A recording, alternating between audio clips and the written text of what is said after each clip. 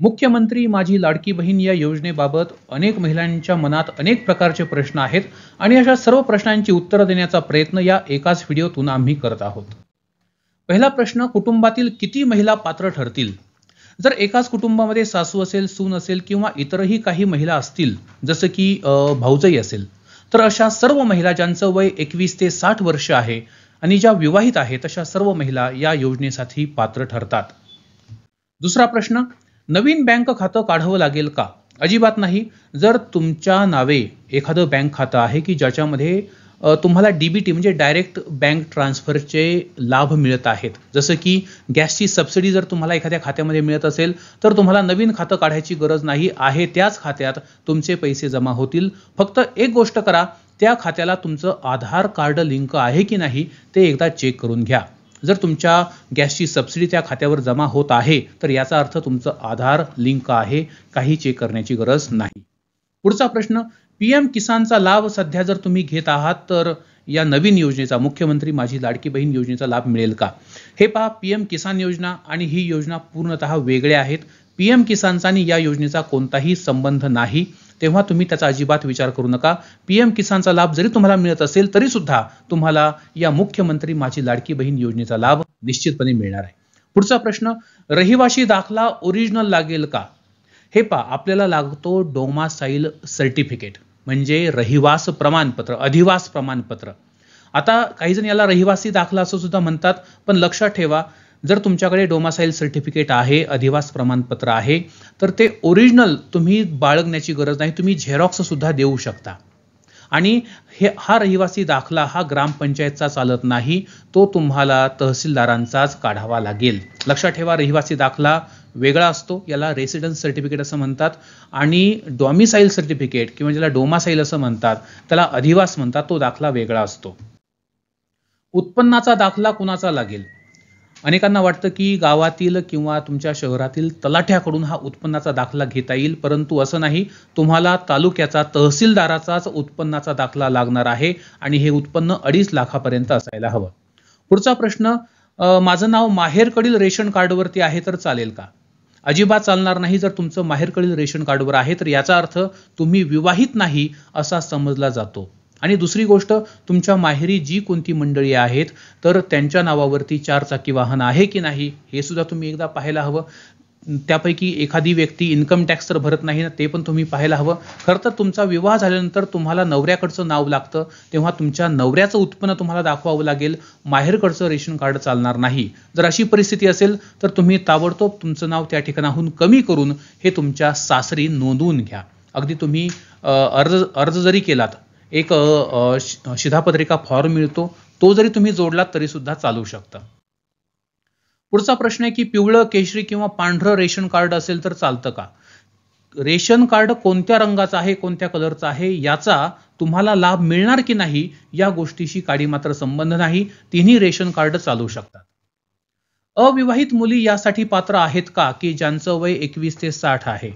हे पहा, तुमचं वय जरी 21 ते 60 आहे, परंतु जर तुम्ही विवाहित नसाल तर तुम्हाला या योजनेचा लाभ कदापिही मिळणार नाही. कारण GR मध्ये, या योजनेच्या GR मध्ये जो शासन निर्णय आहे त्यामध्ये स्पष्टपणे लिहिलंय की विवाहित महिलांसाठी ही योजना आहे. ऑनलाईन फॉर्म कुठे व कसा भरायचा? हे पहा, ऑनलाईन फॉर्म भरण्यासाठी तुम्ही जवळच्या सेतू कार्यालयामध्ये, महाई सेवा केंद्रामध्ये जाऊ शकता. अंगणवाडी सेविकांकडे गेलात तरी सुद्धा चालतं किंवा ग्रामसेवकांकडून सुद्धा तुम्ही हा फॉर्म ऑनलाईन भरून घेऊ शकता. जिथे तुम्हाला सोयीस्कर वाटेल तेथे तुम्ही भरू शकता. स्वतः भरलात तरी सुद्धा चालतं. अगदी 1-2 दिवसामध्ये जी साईट आहे, जे पोर्टल आहे तर ते सुरू होणार आहे. पेन्शन मिळत असेल तर, जर तुमच्या घरातील एखाद्या व्यक्तीला सरकारी पेन्शन मिळत असेल तर तुम्ही या योजनेचा लाभ घेऊ शकत नाही.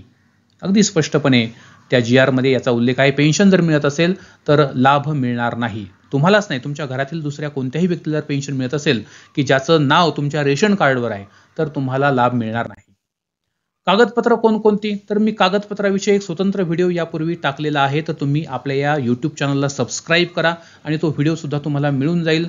तर कागदपत्रामध्ये आधार कार्ड वगैरे आहे किंवा डोमासाईल सर्टिफिकेट आहे. जर ते नसेल तर तुम्ही तुमच्या जन्माचा दाखला सुद्धा त्या ठिकाणी सादर करू शकता. अशी एक 7 ते 8 प्रकारची डॉक्युमेंट मी त्या व्हिडिओमध्ये सांगितलेली आहेत. माझ्या मुलीचं लग्न झालं आहे, तिचं नाव माझ्या रेशन कार्डमध्ये आहे, ती इन्कम टॅक्स भरते, तर माझ्या पत्नीला या योजनेचा लाभ मिळेल का? हे पहा, जर तुमच्या मुलीचं लग्न होऊन सुद्धा तिचं नाव तुमच्या रेशन कार्डवरती आजही आहे आणि जर ती इन्कम टॅक्स भरते, तर याचा अर्थ तुमच्या कुटुंबातील एक सदस्य हा इन्कम टॅक्स भरतो आहे, तो आयकर दाता आहे आणि म्हणून तुमच्या पत्नीला आता या योजनेचा लाभ घेता येणार नाही. माझा मुलगा टॅक्स भरतो पण तो वेगळा राहतो, पण राशन कार्डमध्ये नाव आहे, मी विधवा आहे, मग मला लाभ मिळेल का? हे पाहता येईल, तुमचा मुलगा जरी वेगळा राहत असला तरी देखील ऑफिशियली लीगली त्याचं नाव तुमच्या रेशन कार्डवर आहे. याचा अर्थ तो तुमच्या कुटुंबाचा एक भाग आहे आणि तो इन्कम टॅक्स सुद्धा भरतोय, त्यामुळे तुम्हाला या ठिकाणी लाभ मिळणार नाही. जे नवविवाहित दाम्पत्य आहे त्या बाईचं मग उत्पन्नाचा दाखला कसा निघेल? हे पहा, नवविवाहित जी महिला आहे, ज्या भगिनी आहेत, तुमचा उत्पन्नाचा दाखला लागतच नाहीये. तुमच्या नवऱ्याचा उत्पन्नाचा दाखला तुम्हाला काढायचा आहे, तो पण मागच्या वर्षीचा. तेव्हा तुमच्या नवऱ्याच्या नावे तुम्ही उत्पन्न दाखवणार आहात, तुमचं उत्पन्नाचा दाखला निघणार नाही. फक्त लक्षात ठेवा, त्या उत्पन्नाच्या दाखल्यामध्ये तुमचं नाव लाभार्थी म्हणून तुम्ही टाकायचंय. उत्पन्नाचा दाखला तुमच्या नवऱ्याचा असणार, परंतु लाभार्थी म्हणून, बेनिफिशरी म्हणून तुमचं नाव आपण त्या ठिकाणी नमूद करायचंय. इंग्रजीमध्ये प्रश्न विचारलाय की मी हाऊसवाईफ आहे, म्हणजे इंग्रजीत लिहिलंय मी हाऊसवाईफ आहे, गृहिणी आहे, मग इन्कम काय दाखवणार? पुन्हा एकदा तोच प्रश्न आहे, तुम्हाला इन्कम तुमचा दाखवायचा नाहीये, तुम्ही तुमच्या नवऱ्याचा इन्कम दाखवायचा आहे आणि तुमचं नाव बेनिफिशरी म्हणून, लाभार्थी म्हणून ऍड करायचंय. सर, बँक खातं जिल्हा मध्यवर्ती बँक चालतं का? हो, तुम्ही जिल्हा मध्यवर्ती बँकेमध्ये तुमचं खातं काढू शकता. जर ऑलरेडी खातं असेल तर त्या ठिकाणी आधार लिंक केलं तरी सुद्धा चालतं, जनधन खातं काढलं तर तरी सुद्धा चालतं. कोणत्याही नॅशनलाइज बँकेमध्ये किंवा जिल्हा बँकेमध्ये तुम्ही तुमचं बँक खातं काढू शकता. ऑलरेडी असेल तर काढण्याची गरज नाही, फक्त आधार मात्र लिंक करा. मी विवाहित आहे पण डॉक्युमेंट सर्व माहेरचे आहेत, तर चालतील का? आता ताई, तुम्ही विवाहित आहात परंतु तुमची सर्व डॉक्युमेंट्स ही माहेरची आहेत, तर मला सांगा, याचा अर्थ तुम्ही अजूनही लिगली किंवा ऑफिशियली तुमच्या माहेरच्याच रेशन कार्डवरती तुमचं नाव असल्याने अजिबात तुम्हाला त्याचा लाभ या ठिकाणी मिळण्याची शक्यता दिसून येत नाही. तुम्ही ताबडतोब हे नाव कमी करून इकडं करून घ्या. आधार कार्डवरती देखील तुमच्या नवऱ्याचं आणि सासरकडचं आडनाव असणं गरजेचं आहे. ग्रामपंचायत ऑफिस मधलं रहिवासी दाखला चालतो का? अजिबात चालत नाही. रहिवासी दाखलाच मुळात आपल्याला नकोय, आपल्याला हवा आहे डोमिसाईल सर्टिफिकेट. डोमासाईल सर्टिफिकेट म्हणजे अधिवास प्रमाणपत्र हे लागतं.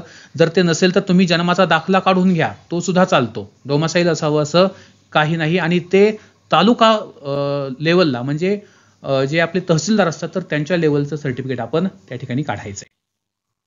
उत्पन्नाचा दाखला तलाठी लागेल का तहसीलचा लागेल?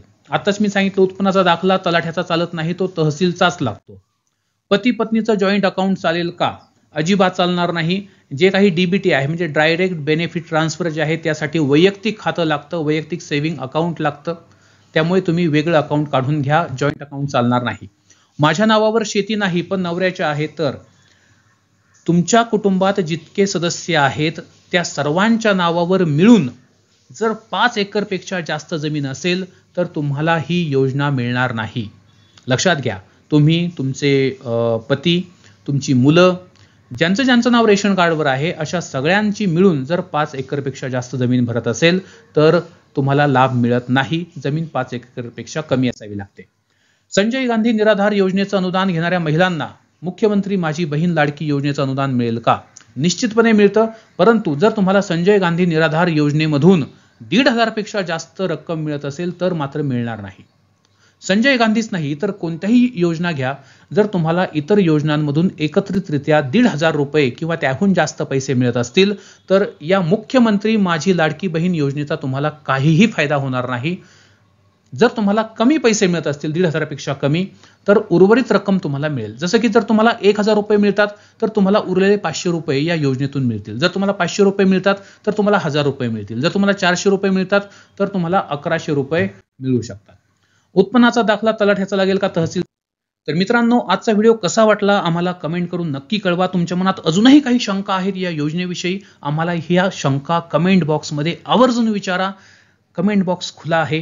हा व्हिडिओ आवडला असेल लाईक करा, आपल्या मित्रांना, कुटुंबियांना व्हिडिओ जास्तीत जास्त शेअर करा आणि या योजनेचा लाभ त्यांना सुद्धा मिळू द्या.